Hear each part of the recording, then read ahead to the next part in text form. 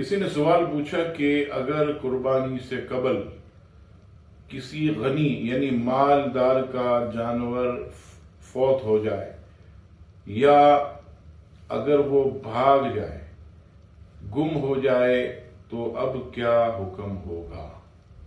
کیا وہ کم قیمت کا جانور بھی قربان کر سکتا ہے؟ جواب سماعت فرمائیے، اگر قربانی سے قبل کسی کا جانور مر جائے یا کھو جائے تو ایسا غنی یعنی مالدار شخص جو ہے وہ اپنا واجب ادا کرنے کے لیے کم قیمت کا بھی جانور لے سکتا ہے۔ اس میں کوئی حرج نہیں، کیونکہ اس نے اس جانور سے کوئی نفع جو ہے وہ نہیں کمایا، وہ تو گم ہو گیا، مر گیا۔